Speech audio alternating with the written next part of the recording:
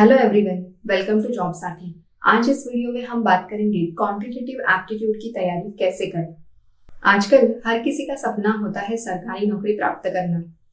हर कोई अपने जीवन में बड़ा मुकाम हासिल करना चाहता है, तो उसके लिए कॉम्पिटिटिव एग्जाम्स देना जरूरी होता है और हर कॉम्पिटिटिव एग्जाम्स में क्वांटिटेटिव एप्टीट्यूड की तैयारी करनी पड़ती है। तो क्वांटिटेटिव एप्टीट्यूड की तैयारी कैसे करनी है, किस प्रकार करनी है, कुछ टिप्स आज मैं आपको बताने वाली हूँ। तो वीडियो आखिर तक देखिएगा और चैनल अगर आपने अभी तक सब्सक्राइब नहीं किया है तो सब्सक्राइब कर लीजिए। अगर किसी टॉपिक को आपको समझना है तो उस टॉपिक के फंडामेंटल को समझना ज्यादा जरूरी होता है।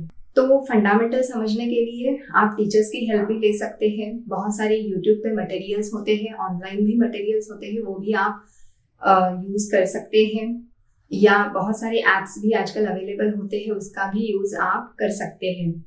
बैंकिंग में अगर आपको करियर करना है, रेलवेज में जाना है, तो क्वांटिटेटिव एप्टीट्यूड की आपको तैयारी करना चाहिए। सबसे पहले आपको बेसिक्स से शुरुआत करनी चाहिए। क्वांटिटेटिव एप्टीट्यूड की अगर आपको तैयारी अच्छे से करनी है तो बेसिक्स आपको समझ में आना चाहिए।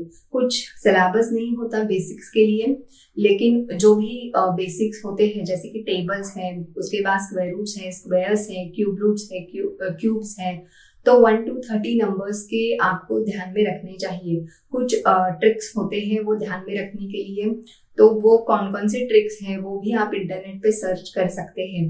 नेक्स्ट, फंडामेंटल का ध्यान रखें। किसी भी टॉपिक को शुरुआत करने से पहले आपको उसके बेसिक्स समझ लेने चाहिए, फंडामेंटल समझ में आना चाहिए। जो भी आपको महत्वपूर्ण नहीं लगता है, मतलब इम्पोर्टेंट नहीं लगता है, और आप वो अगर टॉपिक स्किप कर रहे हैं तो ये बहुत गलत बात है। आपको सब पढ़ाई करनी भी चाहिए, क्योंकि सवाल जो है, क्वेश्चंस जो है वो कहीं से भी पूछे जा सकते हैं। इसलिए आपको फंडामेंटल ध्यान में रखना सबसे ज्यादा जरूरी है। अगर आपको कुछ समझ में नहीं आता है तो टीचर्स की हेल्प भी आप ले सकते हैं। नेक्स्ट है लगातार प्रैक्टिस। आपको बहुत ज्यादा क्वेश्चन पेपर सॉल्व कर लेने चाहिए। जितने ज्यादा क्वेश्चन पेपर्स आप सॉल्व करते हैं उतनी ज्यादा प्रैक्टिस आपकी होगी। जो भी आपकी गलतियां होती है, मिस्टेक्स होती है, उनका आकलन करना चाहिए और आगे वो गलती नहीं हो, इसलिए आपको प्रैक्टिस कर लेनी चाहिए। जितने ज्यादा प्रॉब्लम आप सॉल्व करोगे उतने ज्यादा बेनिफिट्स आपको मिल सकते हैं। स्पीड बढ़ना ज्यादा जरूरी होता है एग्जाम के वक्त, इसलिए स्पीड अगर आपको बढ़ाना है तो ज्यादा प्रैक्टिस आपको कर लेनी चाहिए। टाइम मैनेजमेंट ज्यादा जरूरी होता है। टाइम कैसे मैनेज करना है ये भी आपको समझ में आना चाहिए, ये काफी फायदेमंद हो सकता है। नेक्स्ट है सिस्टमेटिक अप्रोच बनाएं। आपको सिस्टमेटिक प्लानिंग कर लेनी चाहिए कि कौन से क्वेश्चन के लिए कितना वक्त लग सकता है, या आपको सबसे पहले प्लानिंग कर लेनी चाहिए। शुरुआत से ही आपको पूरा डिटेल में लिखना है। बाद में अगर आप शॉर्टकट करते हैं तो भी चल सकता है, लेकिन हड़बड़ी में आपको कुछ भी नहीं लिखना है। अगर आप गड़बड़ करते हैं एग्जाम के वक्त तो आंसर्स गलत भी हो सकते हैं। बहुत सारे कॉम्पिटिटिव एग्जाम्स में नेगेटिव मार्किंग भी होता है गलत आंसर के लिए। 0.25 या 0.5 मार्क्स भी आपके कट हो सकते हैं। मतलब जितने मार्क्स आपको मिले हैं उसमें से 0.25 मार्क्स आपके कट होते हैं। तो इसलिए आपको बहुत ही सावधानी पूर्वक पेपर लिखना होता है।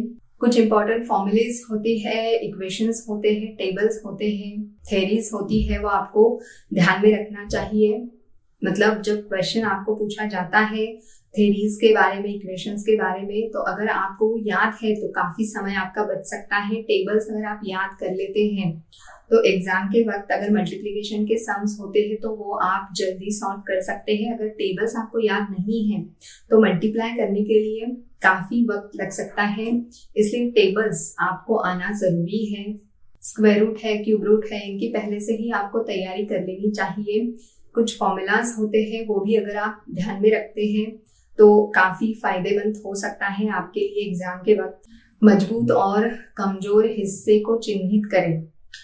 मतलब जिस क्वेश्चन में आप स्ट्रॉन्ग है और किसी क्वेश्चन में अगर आप वीक है तो वो आपको फाइंड आउट करना है। अगर कुछ आपको दिक्कतें आ रही है तो जितने ज्यादा आप जिस क्वेश्चंस में वीक है, अगर जितने ज्यादा प्रैक्टिस करते हैं उस वीक क्वेश्चंस के लिए, तो एग्जाम में आपका स्पीड भी बढ़ सकता है और एग्जाम में ये दिक्कत नहीं आएगी।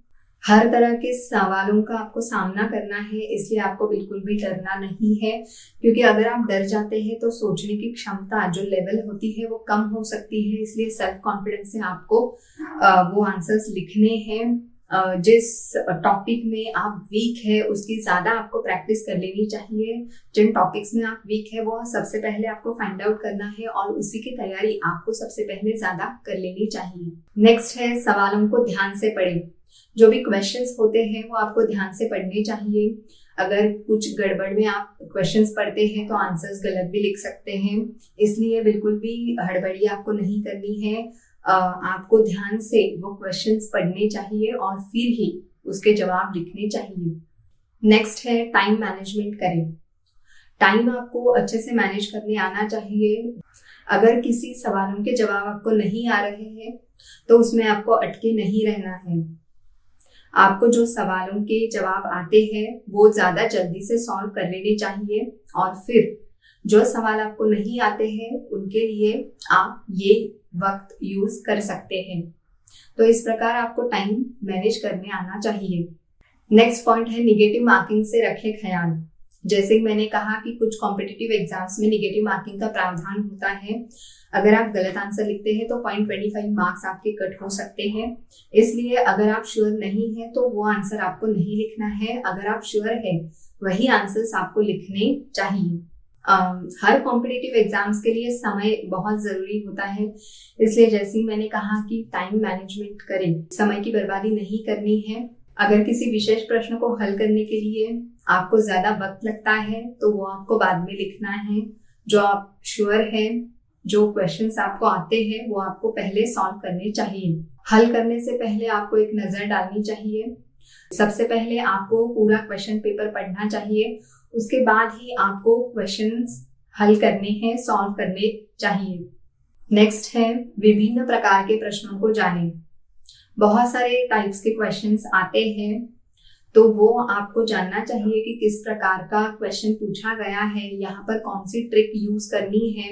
बहुत सारी ट्रिक्स होती है, वेबसाइट्स होते हैं, बहुत सारे ऐप्स होते हैं, तो वहां पर बहुत सारी ट्रिक्स आपको मिल सकती है, तो वो आप डाउनलोड करके ले सकते हैं, नोट्स निकाल सकते हैं। तो इस प्रकार आपको जो भी ट्रिक यूज की गई है वो समझ में लेनी चाहिए, कौन से प्रकार का क्वेश्चन है और उस प्रकार के लिए कौन सी ट्रिक यूज करनी चाहिए, यह आपको समझ में आना चाहिए। तो ये कब होगा, जितनी ज्यादा प्रैक्टिस करोगे, जितने ज्यादा क्वेश्चन पेपर्स आप सॉल्व करोगे, तो वो आपको समझ में आ जाएगा कि कौन से क्वेश्चन के लिए आपको कौन सी ट्रिक यूज करनी है। नेक्स्ट टिप है एक अच्छा दृष्टिकोण अपनाएं।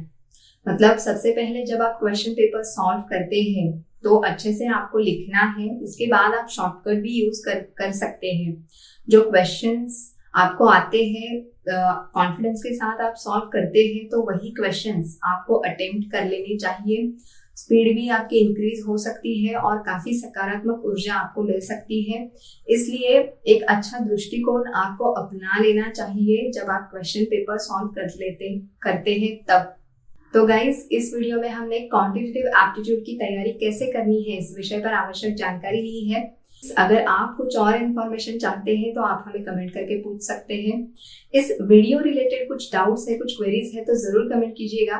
बहुत सारे जॉब और करियर रिलेटेड वीडियोस मेरे इस चैनल पे आपको मिल जाएंगे, आप चेक कर सकते हैं। Thank you so much and take care.